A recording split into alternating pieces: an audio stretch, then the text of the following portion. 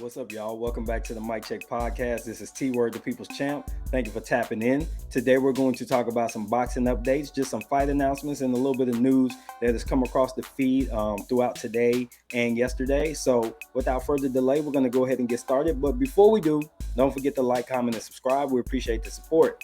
So, first up, we want to talk about the announcement and the fight date of Anthony Joshua and Jermaine Franklin. That fight's going to be April 1st, so April Fool's Day. Looking to be a pretty good fight. I think it's a really good shake-back fight for Anthony Joshua, but also a great opportunity for Jermaine Franklin to get his name into the championship upper echelon conversation if he has a good showing against somebody like AJ. Now, I think it means a little bit more for AJ to be productive and have a good fight because he's coming off 2 losses to Alexander Usyk, somebody who simply outclassed him in both fights and even showed more dog than he did. So pairing up with Derek James and facing Jermaine Franklin, I think should be a really good combination for him to be successful. And there's a good opportunity for him to maybe win a decision. But by that same token, I think Franklin has some momentum from his last fight against Dillian White, and we could see some real smoke. So interested, looking forward to it. Should be on a non-pay-per-view on DAZN. So a lot of people will get a chance to see AJ's comeback attempt, and we'll see how it goes. Next up, we did have a potential fight date for Errol Spence Jr. and Keith Thurman. We're looking at, it was announced May 27 on the Boxing Voice. This has not been officially announced by Showtime or Steven Espinosa. A schedule announcement is due from the company around midweek after the Super Bowl. So we're thinking around the 15th. They're probably going to do a schedule release show like they did last year to cover hopefully the rest of the year, at least get us through October, November, which would be great because last year's schedule stopped at like June.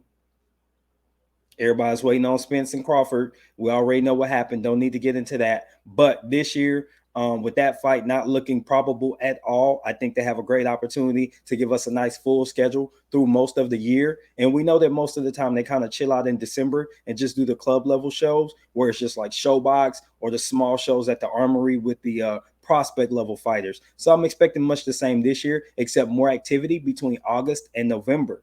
Also, we saw that Zurdo Ramirez and Gabe Rosado have a fight announced, and that's going to be March 18th. If you all notice, I'm looking over at my whiteboard. I've got everything written down to make sure I don't miss any key points. Been fumbling the ball on that a little bit lately, so I want to make sure I get all the info out for you guys.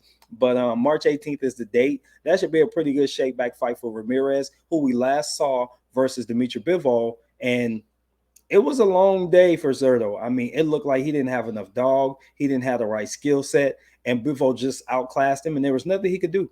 Nothing at all. So Gabe Rosado is a good person to come back against because one thing he's going to do is give you a good fight. He's going to give you a fight where if you bring your skills, you can look good against him, and you might even get a stoppage. So he's a tough SOB, but Zurdo might be able to get back on the winning side by fighting this guy next month. So looking forward to that. Finally, I want to talk about Triple G vacating his IBF belt he's held for the last 2 to 3 years. He declined to fight a mandatory, so he's going to just drop that belt and do something else. He's already 40. It's a good chance we might have seen the last of Gennady Golovkin in terms of trying to be a champion and be highly competitive. I think he might look for a couple more money fights since his loss to Canelo last year. And that's going to be it. I mean, what else do you have to prove? You're known as one of the toughest fighters to come through, especially at the middleweight division. So I don't think he has anything to prove at 160. There's nothing but young killers coming up behind him. There's no need to risk yourself. I don't know that he needs to fight anymore at all because he's made his bag. He's made his bones. This would be a good time to call it a career and get your salutes and keep it moving. One last thing I want to mention that we're going to do a live episode about is going to be the Gervonta Davis and Ryan Garcia negotiations breaking down because there are some issues concerning a rematch clause, a one-way rematch clause, and where a rematch will be hosted if Ryan Garcia is to win the fight. By all accounts, a lot of people expect Tank Davis to win. However, this still needs to be settled in black and white just in case he doesn't win. Hey, Ryan can punch. Ryan's fast. He has a puncher's chance to win, and if he does, he's going to want it on his home network, and he's probably even going to want to pick the venue.